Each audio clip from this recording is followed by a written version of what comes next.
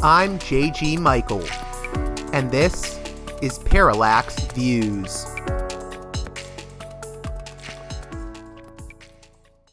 Hey there, Parallax Views listeners. As always, if you appreciate the work here I do at Parallax Views, please consider supporting me on Patreon at patreon.com/parallaxviews. One more time, that's patreon.com/parallaxviews. With that out of the way, we have a guest that is controversial to everyone.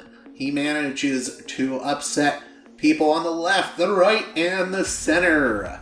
Thaddeus Russel, who is perhaps most well known for his podcast Unregistered and the live stream show he does entitled Unreported. I know him for a book that I found very influential to myself called The Renegade History of the United States, which surveys the ways in which criminals, miscreants, deviants, weirdos, and outsiders helped shape American history.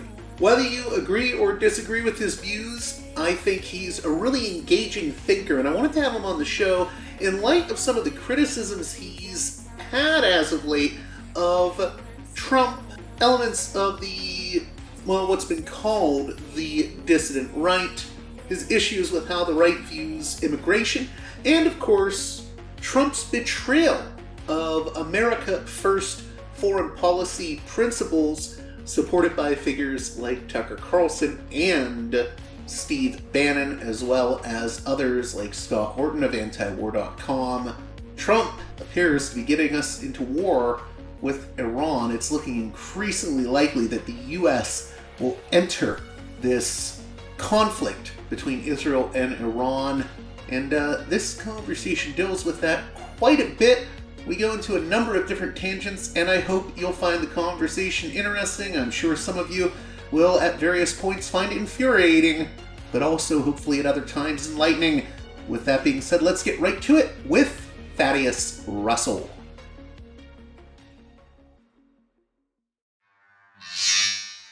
Welcome back to Parallax Views, a guest that I like having on because I know that he will manage to upset everyone regardless of their politics, whether they're left, right, libertarian, it doesn't matter. Thaddeus Russel is the author of A Renegade History of the United States, a book that I still consider very, very influential to me.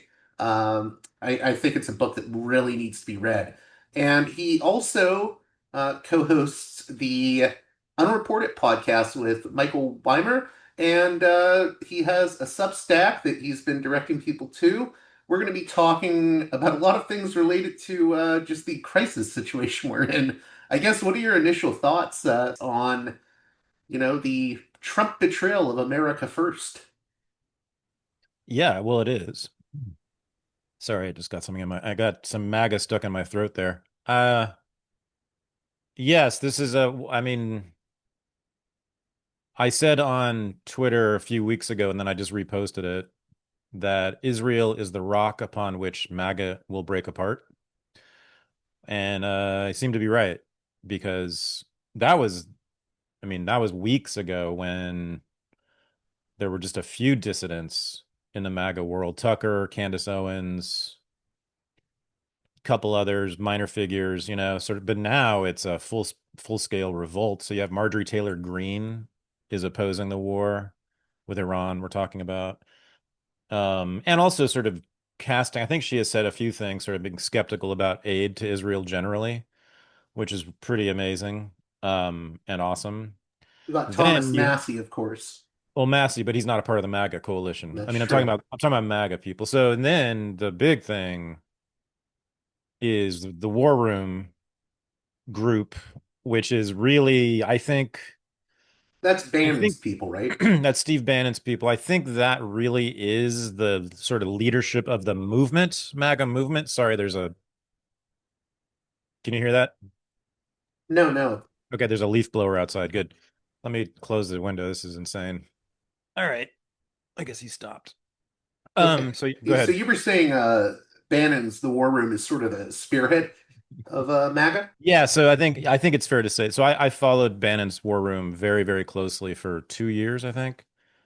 And had many war room people on my show too, so I know personally a lot of them. I don't know Bannon, but I know a lot of people have been on that show. And so I know MAGA people, and yeah, in my experience, it's pretty clear that that is kind of the leadership of the MAGA movement, which is different than the Trump movement.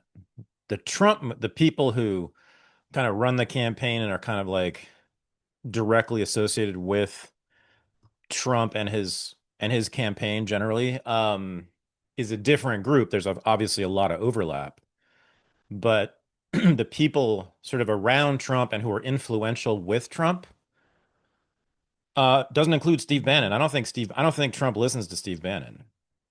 There's I think there's an independent MAGA movement, is what I've been trying to suggest here.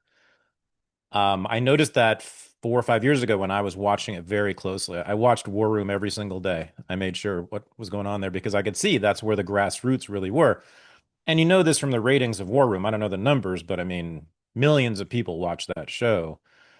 And Bannon really, he began the entire movement that gave birth to Trump. I mean, I wouldn't say that Bannon is responsible for Trump, but Breitbart, wait, people forget this history, right? That Breitbart really began the Trump revolution, which even before it was known as MAGA. So, and I mean, really, it's Andrew Breitbart, who's dead, really is the founder of MAGA. Um, Bannon came out of Breitbart. Also, interestingly, Breitbart was, I think, literally founded as a media outlet and a business in the state of Israel. I mean, physically, I think they were actually there for some reason and even met with Netanyahu. There's a picture, I believe there's a photo out there of Steve Bannon, Andrew Breitbart, and Benjamin Netanyahu when they were founding Breitbart.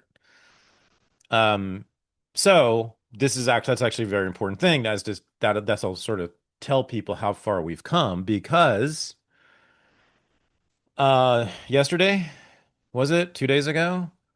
Who was on the War Room? Tucker Carlson. Tucker Carlson, yeah.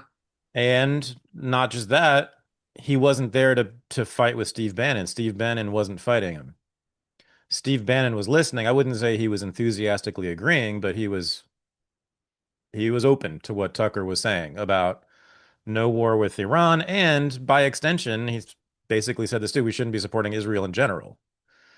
And Bannon, I'd say, kind of nodded along, you know. That's humongous. And actually,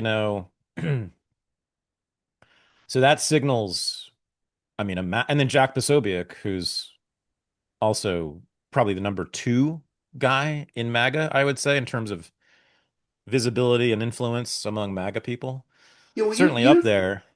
I was going to say you've had, I think, more engagement than someone like myself because I'm kind of in that lefty media space, even though Yeah. I think I'm more heterodox than most lefties. Yeah, you But, are. Yeah. the thing is, I think you've had engagement with the dissident right. And I Yes. think people don't realize the dissident right in this country is much more, it, it's not one monolithic thing. And I think Yeah. Israel has long been Yeah. sort of a dividing line. Can you Yeah. talk about that? Yeah. Yeah. Thanks. I mean, that's very perceptive of you once again. Yeah, I this has sort of been breaking apart in the last couple of years for me for various reasons. But yeah, for about 5 years. I mean, when I basically launched the podcast, yeah, I kind of found myself veering into dissident right categories. I mean, not somewhat in my own politics, somewhat, but I just I found them think to you are be, more interested in their they were just post-liberalism, the but most yeah. interesting people. Yeah, I mean, I knew the left like the back of my hand because I grew up in the left and I was, in a Marxist family growing up and was a member of the left officially in many ways until I was in my 40s, really. 30s, late 30s. So, and then, so the left is not interesting. I mean, even when I agree with the left, it's like I know the arguments, so it's not that interesting. The dissident right, which emerged in earnest, I mean, there was bubbling on Twitter all the way back to I think 2008, 2009. So like Bronze Age pervert, people I'm sure have heard of him. He was kind of leader or one of the crew, I guess you could say, of the whatchamacallit, the incel movement on Twitter, which is literally how the alt-right began. The dissident right is literally a Twitter phenomenon. I'm using the word literally correctly here. It was only it was only on Twitter. It didn't exist anywhere else. I mean, it has since then branched out, and I mean, Curtis Yarvin too was, I guess, I don't know, was he a poster though? I don't know if Curtis was a poster. And I know Curtis, we've done a lot of stuff together, and so yeah, I have a course on Bronze Age pervert at my school, Unregistered Academy. Um, it I mean, partly I agreed with them on several issues, I mean, mostly having to do with critiques of liberalism and the left, right? The right is often, I think, completely correct about the left, often. But but then, it was clear that what they call race realism is a major part of their worldview, which I mean, I have my attitude toward racism is, generally speaking, like, I'm not outraged, I'm not offended by it. I just think it's stupid, um, and uninteresting. It's a sort of a non-argument. It's utterly ridiculous. The logic of race in general is just, it's farcical, and you can poke holes at it so easily, and the whole thing falls apart.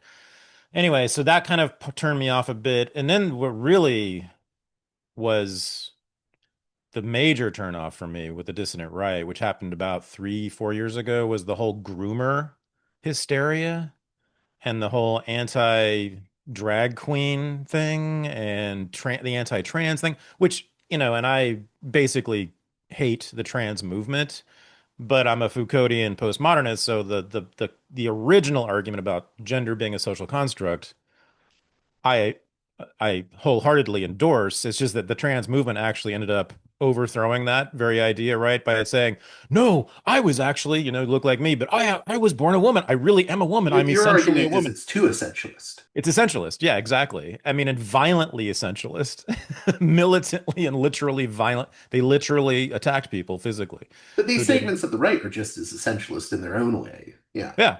Yeah. yeah. So, right. And so, but that whole thing, which was like, it really was hysterical for about 2 years there. And like, I had, like, James Lindsay was kind of the leader of it. And he was like a friend of mine, and I mean, he and I taught a course together at my school. He was on my show multiple times. And now I don't even, I mean, I don't have any, grievance at all with James. He's never done any, he's actually been always good to me, even in the midst of that groomer thing. But, that was really showed them to be fundamentally not, I mean, the racism is, I think, a big part of it. And again, it's not, I'm not offended that they're racists and hate trans people or whatever. But then it also, became clear also that they were like just good old fashioned anti-gay homophobes. Do you think their project isn't liberatory enough for you? I don't mean liberatory in like the left Whose? way, but Whose yeah, project? Whose project? these elements of the dissonant right that we're talking about. No, I didn't find them liberatory at Yeah, all. because I've always seen your project as Yeah, kind of liberatory. right. If that Thank you. yeah, Well, I hope it is. That's what I want it to be. For me, real liberation, real freedom, those are the words I use when I describe my politics.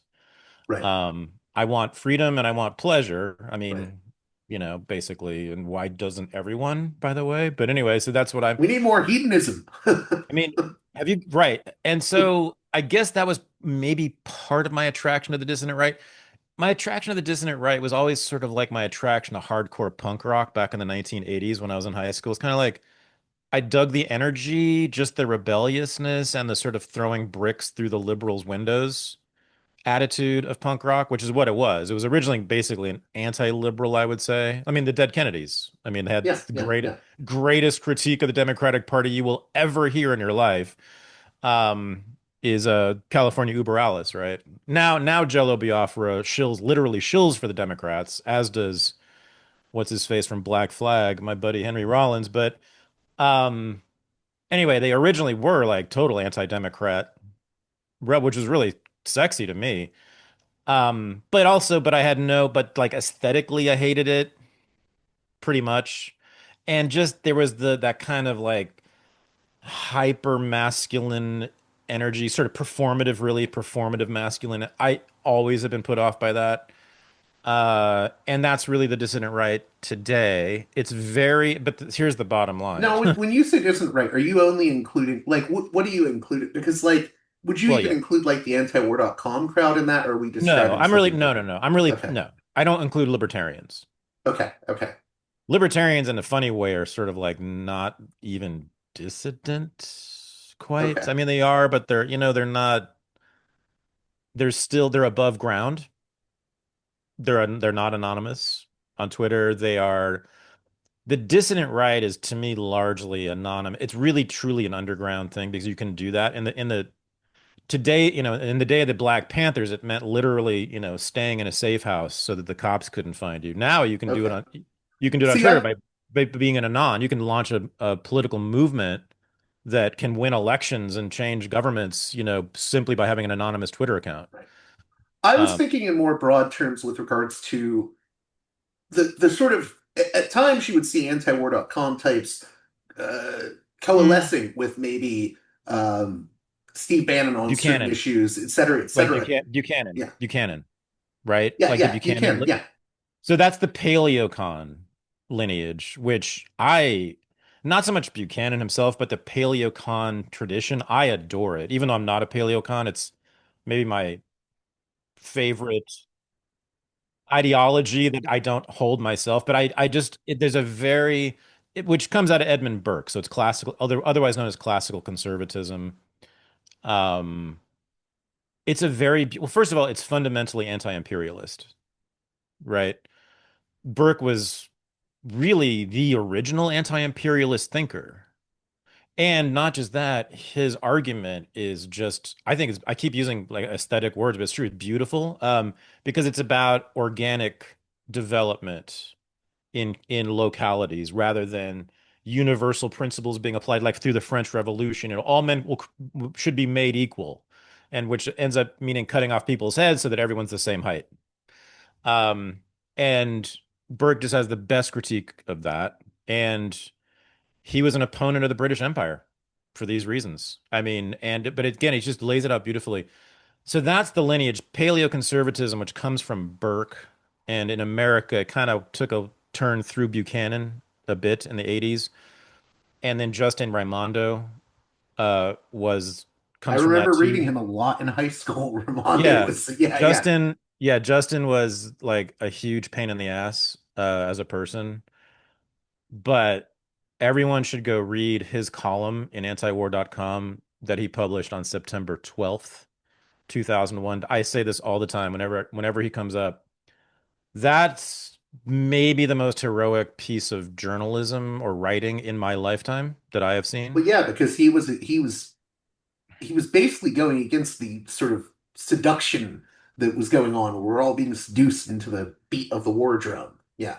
Yeah. Oh, I lived in New York City, man. I mean, at the time, and you could truly get beaten up. I mean, no one even considered saying out loud the stuff that Justin said in that column, which is, of course, now what everyone says, about the Iraq War and 9/11, pretty much. I mean, I guess people don't embrace the blowback theory, but I would think most Americans at least, countenance it and consider it. But anyway, so where were we? So dissident right.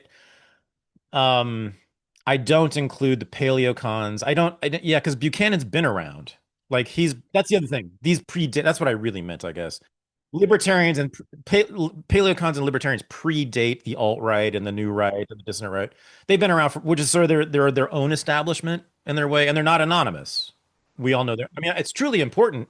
Like Cat Turd is like an incredibly important person in American politics, and he's dissident right, and he is because even though he's allied with the president, but whatever, he's still dissident right because he's anonymous. That tells you they're dissident. If you can't show your name, that means you're you are actually vulnerable. You hold a status that's actually vulnerable to the predations of the establishment. I mean, you really are a dissident, right? The way you are in Russia, I mean, or China. I mean, so yeah. I guess where I was going is, so you have on one end people like Scott Horton and anti-war who have always been against all of these interventions. Then you have people Mhm. like Bannon that I think are more against Oh, right, interventions in the Middle East, but right. maybe he's a bit more hawkish on China. And I'm drawing this out because, or James Lindsay, who I think is very hawkish on a lot of things, but All of a sudden, James is pro-war. He never talked about it before, but it's important yeah. because I don't think people realize like it's not monolithic, and that's where I think, Yes, okay. like you said, Israel is the rock on which MAGA is breaking apart. Yeah, yeah. So the dissident right, again, the Anons, and I really, and the Anons and their leaders, but that crew is largely anti-Zionist. Because, and in this case, it's true because they're also largely anti-Semitic. So these are the anti-Zionists who are actually anti-Semitic. These are the ones where they're anti-Zionist because they're anti-Semitic. This is where it's true. Like those guys on Twitter with no names. Yes, they're actually anti-Semitic, and that's why they're opposed to the war. That's why they're opposed to supporting Israel. Um, so there's that split from between them and the rest. I guess I don't know, the James Lindsay's. Yeah, James was a former. That's what happened. James was a former leader of the dissident right, and now he's caved in to And the yelling about matrix. the woke right. Right. So now he's perceived by the dissident right as just like the establishment. So yeah, the dissident Why do you rights. think this is Yeah. happening though? Where why do you think Israel has become like the sort of breaking point? Yeah. Interesting because no one was talking about Israel at all for years before. I think the last time people talked in America were talking about Israel at all was 2014, the last war on Gaza, I think. The last time Americans heard the word Israel. Um, so it was a sleeping giant of an issue, number one. Number two, very clear to me that almost everyone on the right knew nothing about Israel and Palestine You as of cut out October there for a 7th. second. You said almost everyone on the right, and then it cut out. It became very clear to me that almost everyone on the right, as of October 7th, knew nothing about Israel and Palestine. That there was just because the left does know. I mean, the left is much more knowledgeable. Sorry, leaf blower again. Horrendous. I can't hear it, so. I'm all for, even though I'm an anarchist, I'm all for laws against leaf blowers. So where were we? Israel. Okay, so right. So profound ignorance on the right. So they all had to learn about it overnight, and you could see it happening. I mean, I had a couple of very good friends of mine. I was obvious that they were reading really fast on Saturday night and Sunday and Monday on October 7th, 8th, and 9th and 10th because they had to weigh in and they knew nothing about it. Um, I'm not really answering the question, though yet. But well, I mean, please go away, leaf blower. Um, it's gonna start up again. So, the thing about the Gaza war is that more than other wars, but every war does this, but this one in some ways more than others blew the cover off of a lot of things for people. It exposed a lot of things. To me, shit, I didn't even well, for me alone, I kind of poo-pooed the Mearsheimer Walt thesis about the Israel lobby. Like, I knew it was important and powerful, but I didn't think it controlled politics to this degree in American life, where they can call out the cops in New York and LA and have people arrested. We know this. That was Israel called out the cops to arrest the people at Columbia and UCLA. I didn't know that. I didn't know that there was an official liaison office between the NYPD and the state of Israel. I didn't know that the NYPD has an office in Tel Aviv and that Israel has an office inside the NYPD, like in Manhattan. I didn't know that. I really didn't. I didn't realize. I didn't know. I knew that Congress was generally allied with Israel, sure. I didn't know it was such a tightly controlled ship, tightly run ship that the rhetoric is so clearly rehearsed and but just really well. It's just they're super disciplined in their messaging around Israel, more so than on any other issue. Like you'll hear Republicans kind of say different things about like the budget or about abortion or any other issue, but on this one, it's just the same five talking points that come straight from Netanyahu's office. And it's like bipartisan too. I mean, we saw Hakeem Jeffries like a few weeks ago Yeah. going on about, oh, Trump is too easy on Iran, Yeah. like Yeah, right. Yeah, right. So I I mean, think like, Gaza too so also blew the lid off like all these, the yeah. rhetoric of international law and where the So why is international it? rules based were. Yeah. So why is Israel splitting the dissident right is the question, and it's an interesting. I guess I haven't thought through this enough, but like I'm thinking about it, thinking through it aloud here. Um, I mean, let's just go back and let's look at the first dissidents from the dissident right on Israel. Candace Owens, basically, I think was pretty much at least the first prominent one.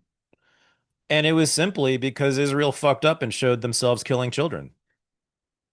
Like Israel, the Zionist project always required killing children.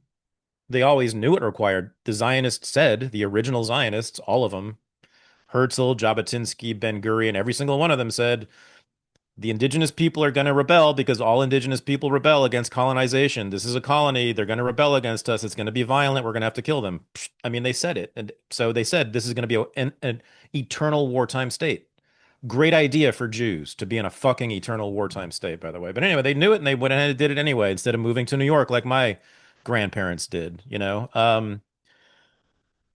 Yikes. Anyway, what an ridiculous. Christopher Hitchens, of all people, has a great rant about Zionism being just stupid, self-destructive and stupid because his mother was a Zionist or something like that. I think the Anyways, argument that you would make is that like the safest place for Jews to be is America. totally. Well, even I guess she's a friend, Batya Ungar Sargon. I don't know if you know her, but she's a terrible Zionist. And that she says that she slips many times and says, "No, America is Zion. America is so great for the Jews. It always has been." I'm like, yes, exactly. Why in the world do you want to? Israel has had 35,000 Jews have died in the service of Israel in Israel since 1948. How is that a safe haven? How many Jews have been killed in America since then? 20? Like, in politically motivated or whatever, like the Tree of Life synagogue, which was just a psycho anyway, but like, no, it's ridiculous. Like, no, move here. Of course, half of them are from America anyway. It's like half the damn Israeli government speaks with New York accents or South African accents or British accents or Scottish accents. I agree with you, by the way. I do think that Israel's actions have played a role in sort of changing perception on the right. So, But yeah. So the Zionists said, I wouldn't say they promised it. They were kind of just warning. They were saying, okay, to their followers. They were like saying, listen, we're going to have to fight forever. That's what Jabotinsky's Iron Wall essay was in the 1920s. He said, we're going to have to erect an iron wall. He meant a military to fight always because they're always going to fight, of course, because we're going to occupy them and kick them off their land. Anyway, so Israel, you know, once it founded once it was founded, it had to do this periodically, like meaning every year, like multiple times a year. They had to literally kill children. And the thing was, they didn't have smartphones back then.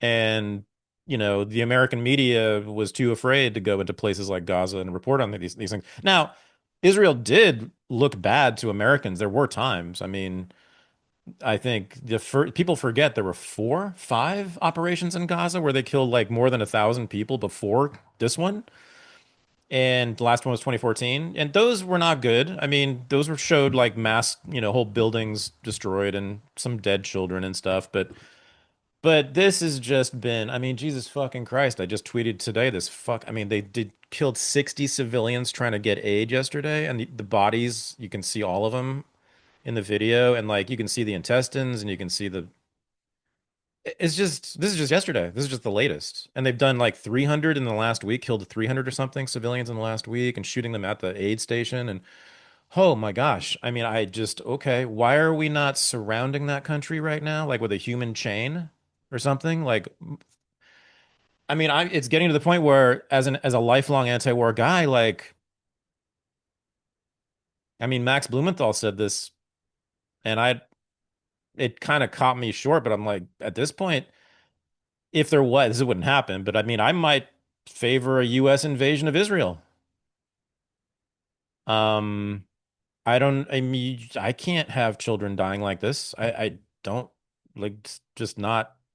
I, why can't, yeah. So, Do you Jesus, think man. though? Do you think there's also an aspect of the right that this has become an issue for people on the right who basically think, well, this ain't our war.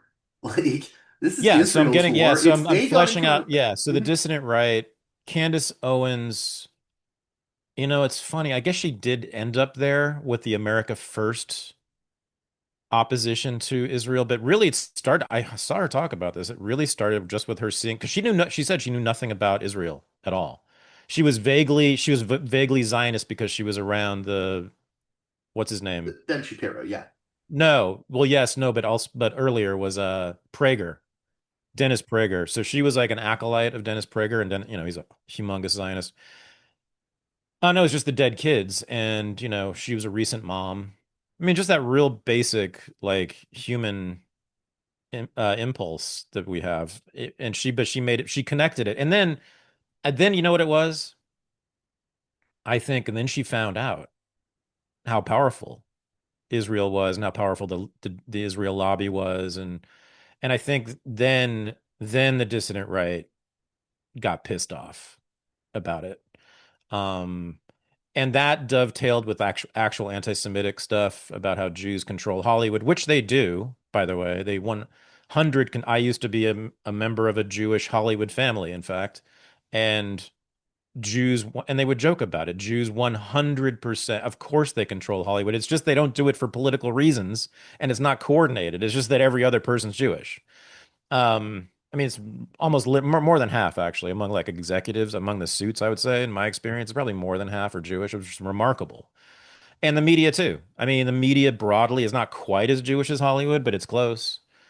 And then academia, my other residence, where I spent much of my life, it's not as dominated, but fuck. I mean, especially at the big schools, the big elite schools, just look at the names on the faculty list. It's probably a quarter Jewish, something like that. Maybe more, depending, like Columbia, where I spent most of my time. I don't know. We used to call it Columbia University. Um, God bless Jews. And this is what's so catastrophic uh to me about this stuff is it's the it's the ultimate blood libel. The most bitter irony in world history to me is that Israel will be is proffering the greatest blood libel of all about Jews, which is that they have said in order is this is the argument made by Zionists. Am I wrong? In order for Jews to survive, we must kill children. We must kill those kids in order for Jews to survive. Is exactly their argument. If we don't kill them, there will be a genocide against Jews. So in other words, Jews constitutionally need to murder children. Um, what's a greater blood libel? For people who don't know, it comes from the Middle Ages originally. The blood libel, which Zionists talk about all the time, against Jews was this myth spread that Jews killed children and drank their blood and enjoyed it. And as part of the sort of demonization of Jews was around that myth and trope. Well, lo and behold, we got 20,000 dead child corpses murdered by Jews, and they said they had to do it for them, for our people, for all Jews. Great. Do you think the opposition on the right, dissident or otherwise, when it comes to Israel or going to war with Iran, do you think it's all moral though? Because I think some of it really is like this America First mentality of, well, why should we fight a war for Israel? Yeah. I've been watching damn near every day. Robert Barnes was the latest one. He's now full square against supporting Israel, and he's getting roasted on Twitter for it. And Robert Barnes is a big sort of MAGA aligned attorney, but he's got a big show, got several big shows. his partner Viva Frei, who's an idiot, who's another huge MAGA guy. I don't. He's was a Zionist. I don't know if he's like been swayed, but every day Jack Posobiec just came out against supporting the Iran war.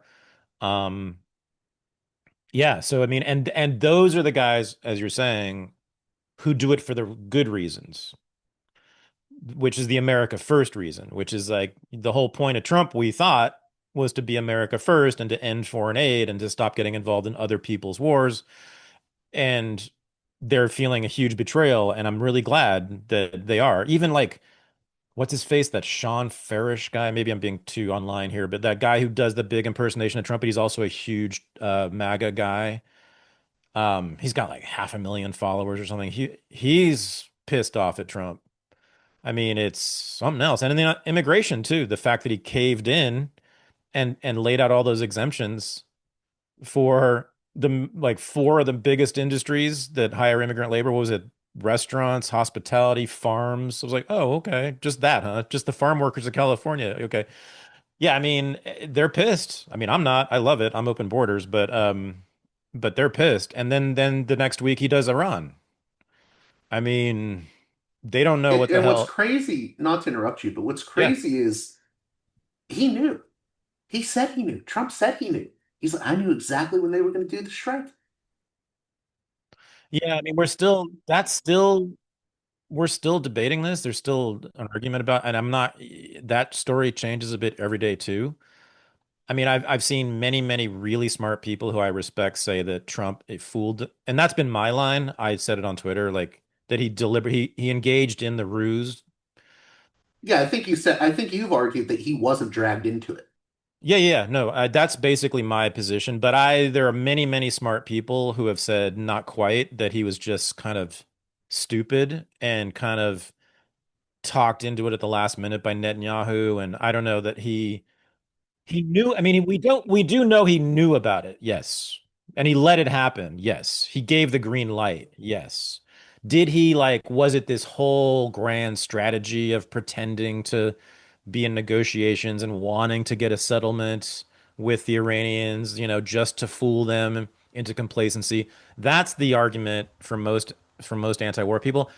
But I've seen a lot of people say it was just him just being kind of weak and stupid and compliant to Netanyahu kind of at the last minute. Well, okay, but But I then don't know. I don't know. what's your personal view? Like, where do you stand on it? Because you're a historian, I think you can like, It's not about history. No, this is about psychology. This is about Trump. I mean, okay, he is autocratic. I mean, we need to okay. understand this. Like, he's not a fascist because fascism, he's just not smart enough. And I mean that. Like, fascism is a complex ideological system and political program. It's very complex and has very specific components that require like a high degree of intelligence, which have to do with a managed economy that's managed in particular ways for particular purposes. Even the sort of overtly dumb stuff, like all the martial rhetoric in fascism, is actually quite well. We sort of know this very sophisticated propaganda, that involves like merging the individual with the state and doing it in various ways, using various tropes, etc. So Trump is not like, look at his military parade on Saturday. I mean, come on. That was That was a bit of a If joke. that's fascism, then I want to live in a fascist state. I mean, that's exactly the kind of army I want to have, stationed, stateside anyway. Because they won't fuck with anybody here. Um, so no, he's not a fascist, but he's clearly he's autocratic and authoritarian. No doubt. Those are different things than fascism. So that means, in terms of analysis, much of understanding American politics now, unfortunately, involves understanding that motherfucker's personality, and his way of thinking. And I And you're think saying it's that, almost impossible to do that. and right, and he's gotten even more. I think, isn't he more chaotic than he was the first term? I mean, just in terms of what he says. Like he actually, to me, he seemed fairly coherent, and most of what he said in the first term made sense in some level to me. In fact, I agreed with a lot of it. And now it's just chaotic. I don't know what's coming next, and I Have you just seen don't. some of the comments people made about, his latest Truth Social thing was unconditional surrender in all caps. It's like he's turned into George W. Trump all of a sudden. Right. Yeah, and then he's making threats against entire cities, Tehran, 10 million people live there, telling them to all evacuate. Oh, well, okay, should we evacuate? Wait, what? I mean, that just forcing a massive or like causing a mass evacuation could kill people alone because the rush to get out of a city can kill people. Um, if it's 10 million people, yeah, it's just utterly he's so my point there about Trump is number one, he's dumb. We're finding out he's just dumber than we believed. That's just an important fact. Usually I don't think like I sort of have a Marxist mentality about these things. I usually think of systems and structures and and I think, the intelligence of the elite doesn't really matter too much usually. I think it kind of does now. Because again, he is so autocratic and because he does have a cult of personality around him. You see the way his cabinet talks to him. It's almost like, dear sir. I mean, it's ridiculous how he forces them to like give these sort of loyalty pledges to him every time they speak in public, right? And praise him. So there's a definite dictator vibe going on. So yeah, I mean, unfortunately, like big US policy is not determined by capitalism or imperialism or any ism or anything, or the American national governmental system or any of that shit. It's just this fucking dude who has all the power, who also exerts it unilaterally and changes his mind every 5 minutes. And on top of that, we now know loves using trickery. Even if the thing about Iran wasn't trickery, we know he's done this over and over again, like doing these big bluffs and threats, like with the tariffs, everything. Oh my God, is he going to blow up the world? Is he going to kill the country? Is he going to like launch nuclear weapons against whoever? Um, and he's like, oh no, I changed. Well, the immigration, he just changed his mind. I mean, that's a radical reversal. Wait, what? In restaurants and farms, you're not going to deport anybody? Wait, that's where all the immigrants. Who are you? That's where all the Mexicans are, Donald. What are you doing, man? Um, so yeah, I don't know. God So, help us. but then what? I mean, what can the anti-war movement do at this point? Okay, right. So that's the nub. Let's great. A lot. So that's what's exciting is that I think right now is maybe the most fertile ground of my lifetime since Vietnam for even more than with Iraq, I think. Yes, even more than Iraq. Because with Iraq, fertile ground for an anti-war movement. Because with Iraq, the right wing was almost all in lockstep behind it. There was no real dissident or America First thing going on then in 2003. Pat Buchanan was it. I mean, he was all alone. Um, the paleocons, that was it. And there were 10 of them at the time. So that's not the case now, as I was just laying out, as we were just laying out. I mean, you have now maybe half the Republican Party um, is essentially anti-Israel. I'm not saying they're anti-Zionist, but they probably don't want to fund Israel anymore. And then the Democrats, last I checked, it was like 80% are anti-Israel, and I bet you half of them are actual anti-Zionist. I'll bet you that half of that, maybe half of Democrats, a quarter of Democrats are actual anti-Zionists, not just like opposed to supporting Israel. But so long-term Israel is absolutely fucked in half. I don't see the demographics, the political demographics are death for them. And they should be panicking about that. Not like next year, but maybe not even in 5 years, but 10 to 20 years. How on earth is Israel going to survive when everybody will be of the Gaza generation? Like everybody will have gone through this horrific, and it's not even over with yet. How many more children are they going to kill? Right. And just Americans are just simply not going to want to support this thing long term. The boomers, once they're dead, because they're the last Americans who still support Israel, according to polls, right? I mean, and without American support, you're done, you're toast, and we all know this. I mean, they'll sometimes deny it and play brave, but they know they can't. So, I mean, that's kind of a seismic thing that's coming down the road pretty soon that I feel like people aren't even addressing enough. But um, so so yeah, the anti-war movement, man. I mean, at least around Israel in the Middle East, we've got half the Republican Party to work with now. Something like that. Something like roughly half the Republican Party will totally listen to us now. We've seen the polls, and Republicans under the age of 40, for sure. For sure. Even establishment types. Like there aren't really young establishment Republicans anymore. That's not a thing, I don't think. All the establishment people are over 40. Um, yeah, and I think they're almost all going to be open to at least critiques of U.S. policy in the Middle East. Why do we have all these bases there? 40,000 last I checked, U.S. troops are stationed currently near Israel in the Middle East. Um, yeah, so this is it. I mean, now the problem is, will the left, which still is most of the anti-war movement is still left wing, will the left take that opportunity and reach out to the MAGA dissidents who are anti-war and anti-Israel, and or will they be ew stinky racists? We don't want to deal with you. I mean, I think the latter. So I'm not at all optimistic about it. I mean, I'm thinking about writing something on Substack about this, in fact. I mean, to say to the left, this is a golden opportunity. Go talk to those people. That's half the Republican Party agree with you on this issue, guys. When was the last time there was an issue like that where half the Republican Party agreed with the Socialist Workers' Party on something? That the US should stop funding Israel, basically. That's the issue. They agreed. What other issue do those two forces agree on?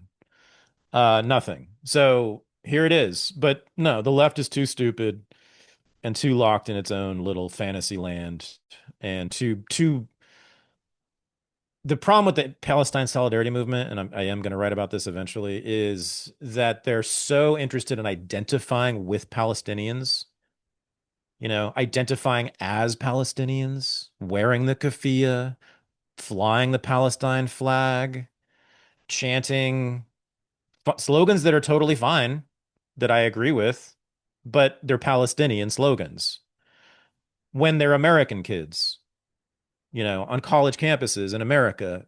And guess what happens when you do that? No one listens to you because you look foreign and weird and scary and vaguely Well, it's terrorist. also you have to make the arguments that hit Americans the most and the hardest. I've Exactly. always found when making Right. arguments about U.S. support for Israel, I would always say to I worked for a bar owner once, and he was talking about his how it's hard for him to get his daughter to college because of money and blah blah blah. And I'm like, well, maybe if your tax dollars weren't going to fund all these foreign wars, that argument usually worked better on him. Yeah. Yeah, right. Exactly. So yeah, I think the Palestine Solidarity Movement needs to present itself as American. You don't have to fly American flag. You don't have to be patriotic, but just present yourself as an American and with American interests. Now, one of those interests might be, not wanting my tax dollars killing children, just sort of the moral, humane thing. But, go after it. Yeah, like how much does this shit cost us? And what have we That's gotten for affecting it? your pocketbook, Right. right? And what has it gotten us? Because about the Iraq War and the Afghanistan War and how those ended up, and that was in large part because of Israel. And how do you feel that your tax dollars work there? So yeah, it's a great opportunity. I don't think the left is going to take it up at all. Um, I mean, I feel like I'm literally the only one who's even thinking that, and because I bridge both, because I come from the left, and as we know, I've been hanging out with the dissident right. Um, and I'm back sort of with the left nowadays around Israel. I've kind of rejoined with them on this issue. So I see this. It's very clear to me. And like I know that it could happen. Steve Bannon's ready to go. Steve Bannon would hold hands with communists over issues. He's always wanted to do that. He's always wanted to build left-right alliances. Yeah. In terms of, so I understand that criticism of the left. In terms of, do you have any criticisms for MAGA and how they got hoodwinked by Trump? Well, Do yeah, you think so they got hoodwinked? that's easy. I mean, MAGA is made up almost entirely of people who weren't political at all 10 years ago. So like with many people on Israel, MAGA generally had to learn politics from the ground up when Trump came along and they got excited. Many of them sort of started in politics around kind of knucklehead issues, I would say, stuff that is around disgust rather than actual critique or analysis, like the trans movement. Ew, that's gross. And then what's wrong with this? And they figure out a politics, and they, based on that disgust around trans people, and they gravitate to the people with similar disgust rather than an actual critique. So they're not smart, is my point. There are smart people in MAGA, and I've interviewed many of them, and I actually respect and admire a lot of them. And I think Steve Bannon is pretty brilliant in a lot of ways. And I've been a fan in a way, in a weird way of his forever.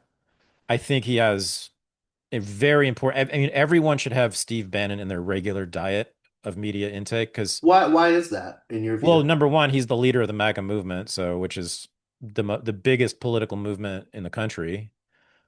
Number two, he offers very trenchant critiques of the establishment.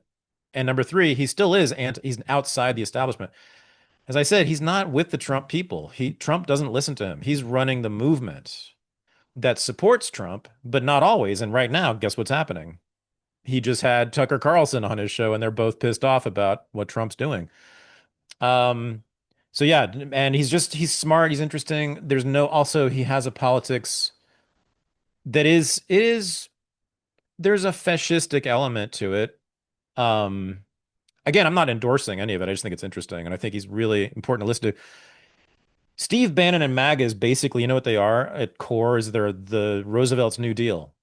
That's who they are. That's their Yeah, there politics. there is a lot of like overlap between. I mean, I think Bannon has like supported Medicare for all and things of that nature. Yeah, but also the cult of personality, the authoritarianism of Roosevelt, the fascistic economy, which was, I mean, the state managed the major industries for a few years in the 1930s under Roosevelt's New Deal, and they liked that stuff. The public works projects, that Trump always wanted to do that. Bannon loves that stuff, building bridges and roads and freeways and airports and libraries and schools, which the New Deal projects did in great abundance. They love that stuff, the MAGA people, Trump and Bannon too. They love that stuff. So yeah, it's very, and then the sort of militaristic aspects of the New Deal and Roosevelt, which kind of led right into World War II. Much of New Deal funding went to the military. Much of people don't know this. I think a majority of funding for New Deal projects built aircraft carriers and bomber planes and tanks. He So, also FDR, I think he also gave us the Japanese internment camps.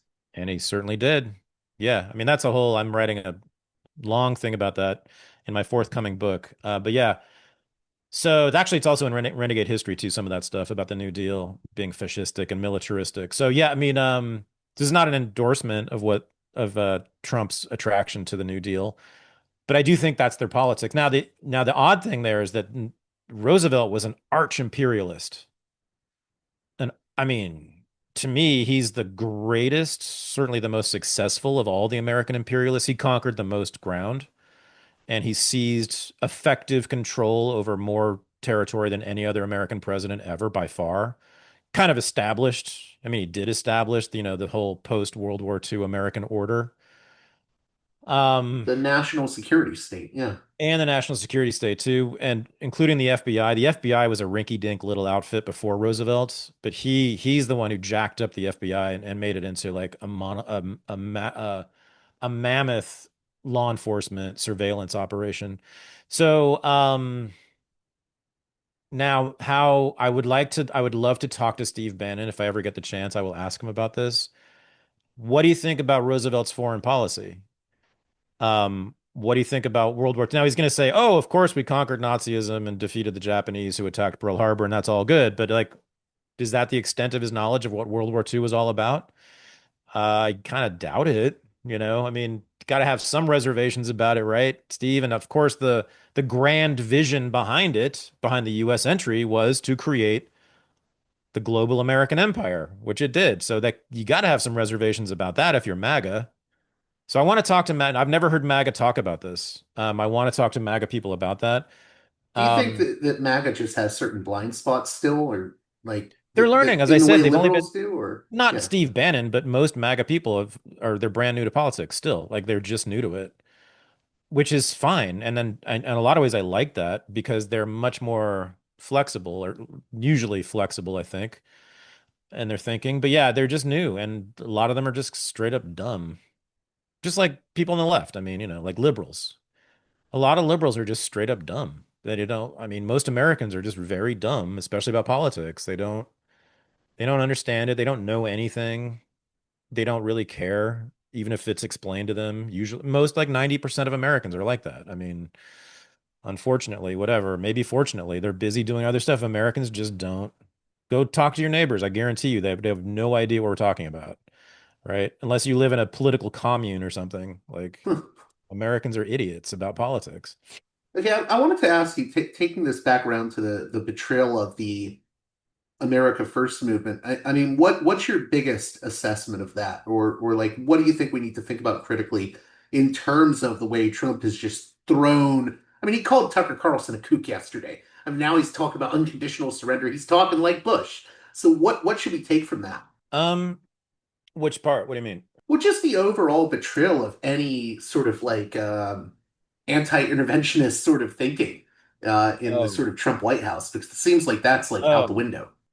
the battle for Trump's mind on this issue, on intervention. Well, I got to think that Trump is doing what he's doing on Israel just simply because of Miriam Adelson and Ivanka and Jared. From what I've known, I mean, that's how he's operated, like the people closest to him and who give him the most money. He'll do what they want, and he's loyal to them, generally speaking. Again, all the shit talking about Israel that he's done in last few months, cutting off Netanyahu. Remember when he refused it? He said he was not speaking to him anymore, not going to answer the phone for Netanyahu, right? Was that all fake? Was that all a ruse? I mean, part of the ruse? Because he was, and Witkoff, his emissary to Israel was, I mean, shit, I liked Witkoff. I always liked what he had to say. I was like, oh, yeah, that's the direction to go in. Good. I like it. Palestinians are human beings. Number one. Good. Okay. Nice to hear that. Keep going. And he'd say things like that were actually sympathetic, at least, to Gaza, to the people in Gaza. Like, no one else says that in the government. So, I don't know, man. Why would he hire Witkoff to do all that if he was always just in the pocket of Miriam Adelson and getting ready to bomb the shit out of Tehran?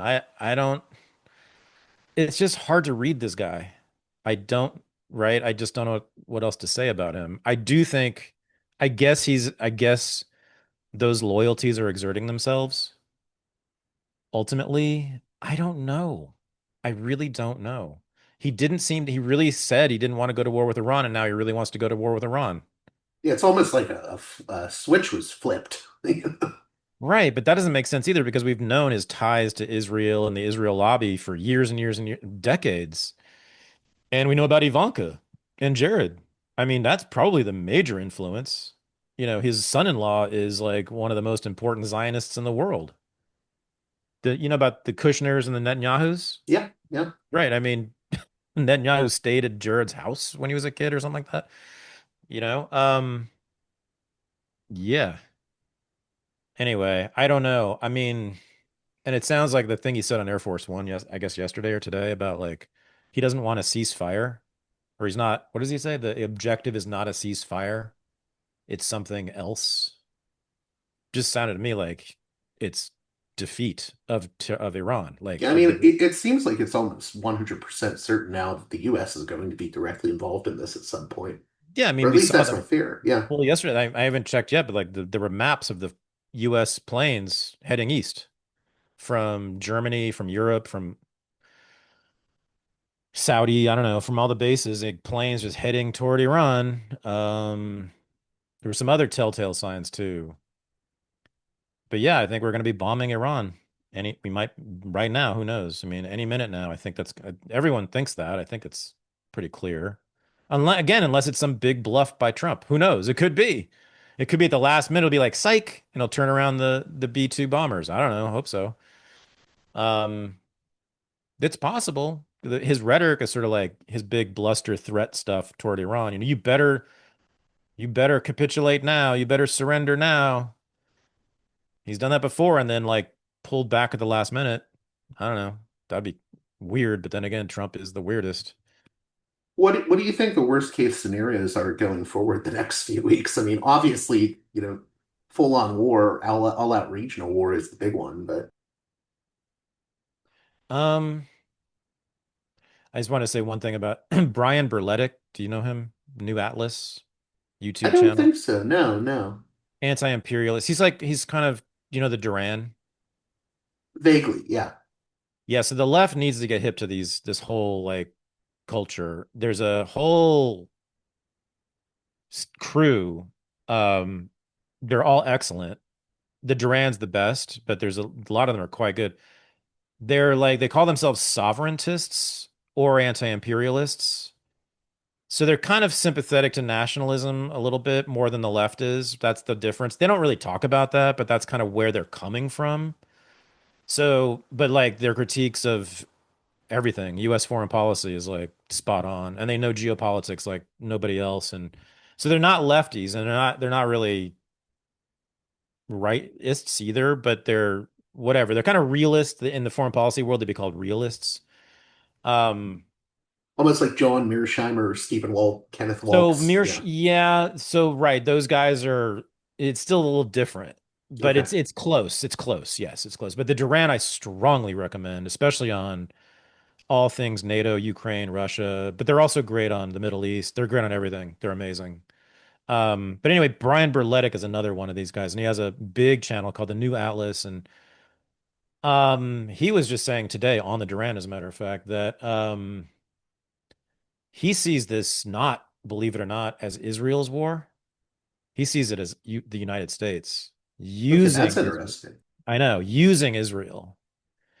Oh, so the Um, sort of empire using Israel as the attack dog. yes, yes, and then taking the brunt of it too, right? Absorbing all the damage so that we don't have to. Once again, a proxy, and using Israel as a proxy, but I've had for a few guests on that have sort of said that to me recently. Yeah, okay, but for an American imperialist purpose, which is really right. interesting. Like it's like no, the dog is totally wagging the tail, right? That's what I I had never thought of it that way. I mean, now the evidence is not bad. I mean, you have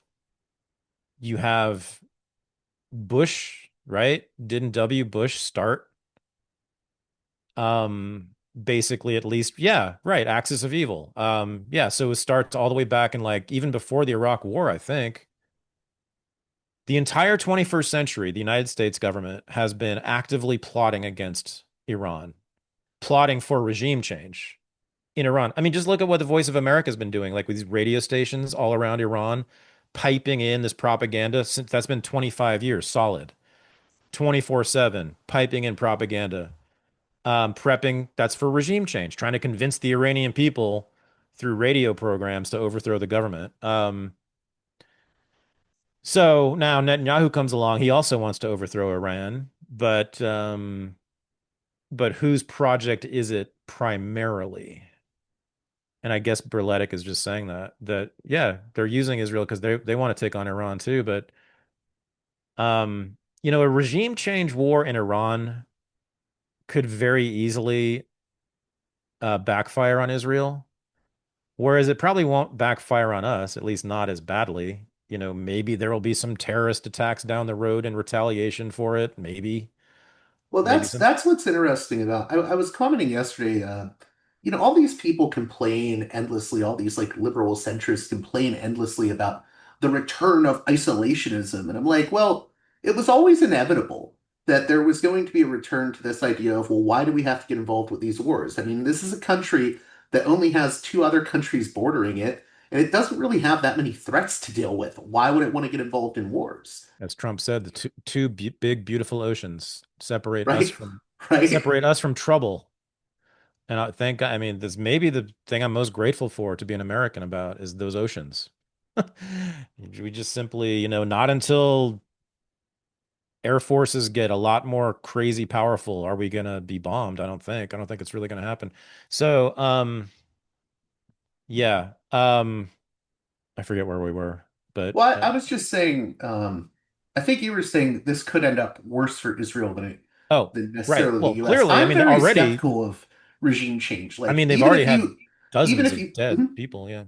Even if you're able to pull off a regime change, that doesn't mean it's going to end up the way you want it to with whoever comes in power next. I mean, this to me is just the hubris of empires, but There are the hospitals in Israel are full right now, and they just started. I mean, dozens of people are dead in Israel and hundreds are wounded. civilians, and who knows about military destruction, and who knows about the port of Haifa, for God's sake. Like the electrical grid in Haifa is destroyed apparently. Yeah, and it's just started, so sure. But we're not, nothing's happened here. Nothing's happened to America because Iran knows they're not going to attack. I mean, I doubt they're going to attack American bases. I think that'd be pretty stupid. I think it'd be colossally stupid. And they've never been stupid in that way. I can't imagine they would make that mistake. My fear is that Mossad is going to like do some attack on an American base and frame Iran for it, which is very possible. I mean, they could do it in a way that doesn't kill Americans, but looks like a real attack. That's all you would need. Or fuck it, Mossad's happy, and I'm sure they wouldn't mind killing some Americans for this. It's amazing to say things like that about them, but it's just we know this. They've assassinated people like by the truckload for decades. That's how they operate. There's a whole book on it by Ronan Bergman, who's an Israeli journalist and like in with the Israeli establishment. It's like they're kind of proud of it. It's called Rise and Kill. Was it Rise and Kill First?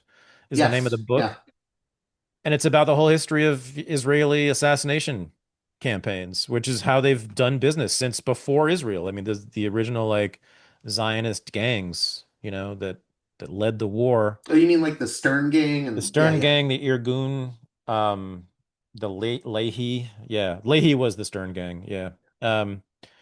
Yeah, I mean, there were actual gangsters who assassinated people, but that was like their strategy.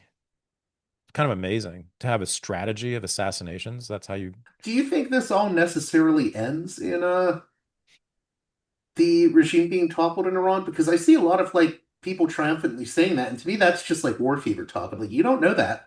And this regime seems pretty adaptable. It survived a lot. Yeah, so I've done a fair amount of work on Iranian pop culture, and I don't claim to be an expert on what goes on there, but I mean, I do know about the adoption, for lack of a better word, of what we see as Western popular culture in Iran among especially the young people.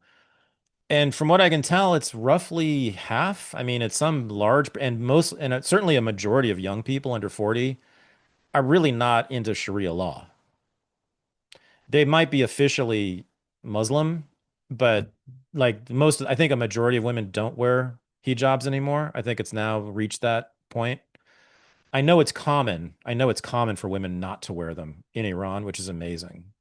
But Um, that doesn't mean they want to be bombed by Israel either. right. But like there's a huge hip hop scene in Iran. There's a huge heavy metal scene. There's a huge disco scene. There's a huge tattoo parlor thing there. Like people love the Western fashions and they're into watching. And then satellite dishes. If you look, everyone should go just Google Tehran apartment building and you will see a building studded with satellite dishes, like with hundreds of every coming out of every crack and crevice in the building. You'll have satellite dishes all beaming in Western TV, basically. It's And American soft power for you. well, no, it's not. Well, it's something. So soft power is what Hillary Clinton uses, and that's what she talks about, right? American cultural power, maybe. Which means no. Well, so it means the USAID, NED, National Endowment for Democracy, and like funding dissident groups in Iran and doing the radio shows, the radio stations. They do a lot of radio, beaming in radio stations. Um, it's, but they're cheesy and stupid and they're not nearly as sexy as Beyonce is. So Beyonce, which is my argument, and that's my forthcoming book, this is the main argument in it. Beyonce, Britney Spears, and Madonna have done more to liberate the people of the Middle East from Sharia law and Islam than anything the American government or the US military could ever do. In fact, the actions of the US government, I think, tend to drive ordinary Iranians back into the loyalty with the regime, in fact. That's true in Germany in the 1940s. And when they started bombing civilians, people were like, okay, well, all we have is the Nazis to protect us. We may as well ally ourselves with them. Um, yeah, so yeah, we just need to and then the sanctions, that's maybe the worst part of the sanctions on Iran, is that it stopped Iranians from getting our good stuff, the fun stuff that's making them total. Islamism as a political project is being dissolved from within those countries by this stuff, by popular, and we don't have to do a damn thing about it. We just let them just keep making our TV shows and our music and our blue jeans. It's like with Saudi Arabia. Just give them WWE Pro Wrestling. Yeah, and guess what? And looks what happened. Well, look at what has happened in Saudi Arabia in recent years, right? Women are now driving cars, and women are now doing all this, and a lot of that comes literally from watching Sex in the City, and other shows like that. So, and just all the various American cultural influences, not that don't come from the government, don't come from the state, don't come from the foreign policy, don't come from the military. That's what's dissolving political Islam. We have nothing to fear from political Islam. Same with communism, the Soviet Union, and that's in Renegade History. I have a whole chapter on this, right? And people sort of know this story, I think. Like rock and roll is what brought down communism. That's very clear. And when I say that, I mean um, sort of all Western pop culture and the consumer goods that we had, all that stuff is what people really wanted, and that's why they walked away from communism and the asceticism of communism. And you have the similar asceticism in Islamism, political Islam, and people are just like not interested in it because our stuff is way more fun. So Yeah, it's like that old nugget about it was the Beatles and bell bottoms jeans that took out, the Soviet Union. yeah, People wanted their bell bottoms and their right. the Beatles. Yes, yes, of course. Yeah, I have a whole chapter in Renegade History on this. Yeah, it's very clear to me that's what happened, Well, and that's it's what makes it so happening. crazy that we think we're going to win through like guns and bombs, because that actually hardens Exactly. sentiments towards the existing regime. Exactly. Right. And against us. Right. People are generally favorable toward America, but they don't like the US government. In other countries, I mean. This is poll after poll. Like people in the world, generally, when you say America or American, they're like, oh, good. Yes, like that. No. And when you say United States government, then they're like, no, that's either they have no opinion or it's that they think of war, which they should. Yeah. So there you go. Last thing here, I'll let you go after this. Sure. So you were critical recently of what was happening with Trump policies on immigration. Can you speak to that? What really turned you off? I mean, I'm an open borders guy. So, I mean, my priors turned me off to it. I mean, I was already turned off to it. I just think it's the most ridiculous thing to have a border. You Like, I have just, some bangers about it where you're like, well, what are these people in LA going to do when there's no more illegals? oh, yeah, right. How are we going to feed ourselves? Americans, how are Americans? Well, the thing, I mean, the farms, that's what Trump realized last week was like, oh shit, we will starve to death. I mean, I think this is true. I bet it's true. If you actually truly enforce the immigration law strictly, I'm pretty sure there would be mass famine in the United States. I'm not kidding because the farms are almost, I don't know, like overwhelmingly illegal immigrants. The restaurants, overwhelmingly illegal immigrants. Anthony Bourdain said that thing about how, like, if they enforced immigration laws, every restaurant in the country would go out of business. Farms would close down. We wouldn't be producing food. The food processing industry, meat packing, all that shit, illegal immigrants up and down the chain from the soil to your fork. It's illegal immigrants making our food for us. I really honestly think there would be famine, wouldn't there? Like if it is truly 20 million people, which it might be, you take all of them and it's mostly the food industry, or at least I think it's close to half, something like that. Um, but we know those industries are absolutely dependent on illegal immigrants. So I think literally people would starve. I don't know if you'd agree with this, but like so much of America functions on sort of cheap labor, and there's nothing to really Yeah, replace that right now. So I right. always get annoyed with MAGA because I don't think they've considered that. Like, well, what do you have to replace it with? What's the alternative? Right. Yeah. Yeah, construction, building. My God. Um, the stuff that makes America great, dumbasses. I thought you wanted to make America great. Do you see Americans building stuff and providing sustenance to us? Don't those seem like things that make America great? Building stuff and feeding the people. It's Mexicans and Salvadorans doing that. Bring more in if you want America great. Do you not like tacos? It's so amazing to me. Were And you enthused by the riots in LA or?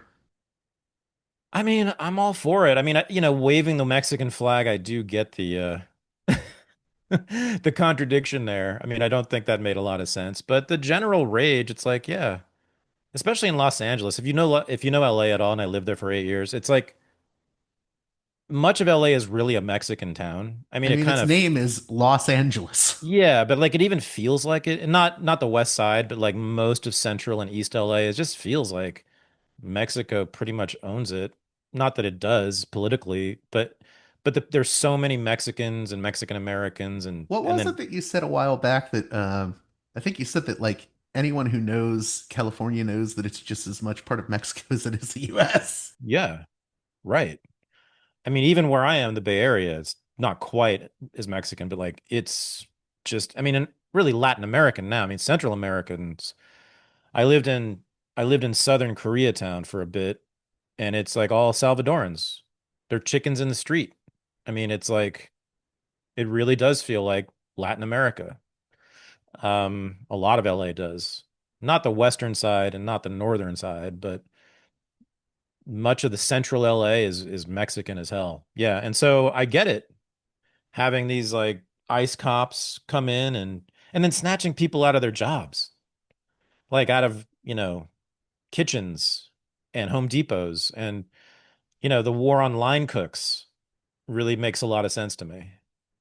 The war on line cooks and house cleaners. Let's get them out for sure. Have I you mean, gotten it's a lot just of pushback from the right? Any of your more right-wing oh listeners? yeah, but they're so I mean on Twitter I don't even Twitter's gotten so dumb that I don't even really care anymore what I mean it really I don't know if you've noticed, but Twitter's just gotten the replies are just so dumb. Even people who agree with me are so dumb. There's not anything there. So it was just like when I said the thing about how Americans are going to starve, the people were just like, and this was I had dozens of idiots say this on Twitter to me. Well, that's okay. I'll just cook more. I'll grow my own food. I don't need to go to restaurants. I don't even like restaurants. Like, okay. Um, sure. That's their choice because the illegal immigrants have been so terrible to you. Also, I'm like, what has an illegal immigrant ever done to me and ever in my life? I've lived here my whole life basically, and I've lived in the biggest cities that are chock a block with illegal immigrants. Not a single that I know of. I think there's actual statistics on this too, that they don't commit as much violence as No, like even of legal course not. immigrants. Of course not, because they're terrified of the law. Of course, they're much more. I've known many illegal immigrants. I've hired illegal immigrants in my life. They are the quietest, most compliant people because they know if they get so much as a speeding ticket, they're getting deported. And so they're extra, extra careful and law abiding. Of course. But we have lots of statistics on this. Yeah. By the Open way, I borders, like man. that your recent Substack was Riots Made America Great, Mob Violence Birthed the American Revolution. Thank you. That's not something that MAGA necessarily thought about. I know. I know. Oh, the whole history of the United States. I mean, many of the great advances that we all love now came out of riots. Like, how about gay rights, Stonewall? That was fighting the cops in the street. I could go on and on. There are many, many riots that we would all now look back and say, "Oh yeah, that was good." Well, that's what's so interesting. I'll let you go, but what's Yeah. so interesting to me about Renegade History, because I always come back to it, is like, especially that chapter on the like the Wild West. We often think of it as like it was just hyper masculine and John Wayne, But there's like gay cowboys and women gaining economic independence. and we ignore Yeah. all this history. Things Yeah. were not as Well, there, unfree as people well, there make was them out to be. women. There was woman power in the form of prostitutes and madams who had tons and tons of power in the West because of the market demand. Because there were so many men. They could charge anything they wanted, and from that they purchased property, and from that they gained political power, and from that they had huge social status. And so women were, this is in the 19th century, way before feminism sort of as a sort of meaningful movement. Women prostitutes in the West were like hugely powerful badasses. Yeah, that's that story. I think you even had something in there about like the gay rights and like the mafia, right? Well, that's a little later. That's more in the 10s and 20s. No, I know, but yeah, I think that's in the book too, though. 1910s and 20s. But yeah, so right. I mean, so pretty much all the gay bars in the country were owned by the mob. I know in New York and San Francisco and LA they were, like all of them were owned by the mob, the mafia proper too. Like the Gambino or the Genovese families owned all the New York gay nightclubs. Yeah, until they got busted. And that was what Stonewall was largely about, actually. It was a hit on the mob. I mean, it was a police action on the mob that owned Stonewall, but the drag queens weren't having it that night. So it was a drag queen riot. It was mostly drag queens who rioted in Stonewall, and the practice of busting gays at gay nightclubs ended across the country after that. I mean, it's the most heroic thing ever in America. It's my favorite event in American history. Do you think that's the core of your work? By the way, because I feel like a lot of your work reminds us that it's often been the criminals, the miscreants, the weirdos, the outsiders that have made America great. Yeah, exactly. That's Renegade History. That's the book. Yep. Well, hey, I'll let you get going, but how can my listeners keep up with your work? So I have now moved fully everything to Substack, or I'm in the process of moving everything to Substack. So I'm writing. I have a regular column, I guess you would call it, at Substack. Weekly column so far. I'm maybe going to be more soon. And then I'll be moving the Unregistered podcast back. I'm bringing it back, reviving it, and it'll be on there. It'll be on Substack soon. You're hopefully still doing Unreported too, right? Unreported is a live stream, so it's just on everywhere. It's free. It's on YouTube, Rumble, and Substack. But yeah, that's sort of its own independent entity in a way. It's connected, but it's on its own live stream platform. So yeah, but everything else I do is on Substack, and it's an awesome platform. There's also really great social media on it, which is called Notes. And it's like, if you get sick of the idiots on Twitter, honestly, go to Substack Notes and you'll see actual adults talking, and there's very little ad hominem and nastiness, and people are just generally smarter and literate. They read over there, so they know things. And it's been a lovely, lovely experience transitioning to Substack, and I strongly recommend everybody do it. If there was one thing you wanted listeners to get out of this, we jumped all over the place in this conversation. Yeah. But what do you want my listeners to get out of this conversation in particular? Oh, to subscribe to my Substack. Amen to that. I agree. All right, cool. Yeah, man. Thanks.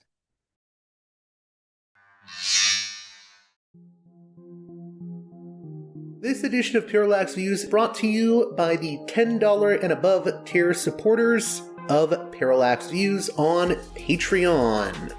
So, with that in mind, producers credit shoutouts to Galen, Matt, Gunnar, Mark, Simon, Alexander, Catherine, G, Tilo, Emilia, Jeremy, Jeff, WV, John, Bert, Brian, Elliot, Darko, Michael, Brace, James, Nick, Mersham, Galen, Gareth, Arlen, Bo, Christopher, Michael, Gigadelic Media, Will, Chance, Chase, Dan, Big Bob, David H, Y, Kellerman, Saded 13, Kathleen, David, Ava, Bob, The West Bank Robbery Podcast, Jamie, Enoch, Gary, Max, Ishtofer, James, Martin, Matthew Ho, Brian, Nobody, Thomas, and Dano. And now on to the show. Well, that does it for this edition of Parallax Views. As always, please consider supporting me on Patreon at patreon.com/parallaxviews. One more time, that's patreon.com/parallaxviews. And with that being said, until next time, you've been listening to Parallax Views with Parallax Views to Parallax Views with Parallax Views. The way out is not simply to say, don't do it, just to prohibit. It's nothing else. If we don't do it, others will be doing it like crazy. So, we have to confront the problem. But no, basically, I'm I know of the great anxieties, problems, new forms of control, but it's also new forms of freedom. This is why I always emphasize that internet and all this new digital stuff, it's a very ambiguous phenomenon, but it's the field of struggle. New forms of enslavement, but at the same time, new incredible forms of freedom. We have to accept the fight with no nostalgia for old, allegedly more authentic communities or whatever.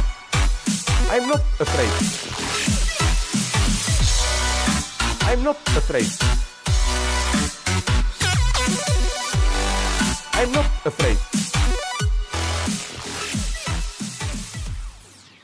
I'm not afraid.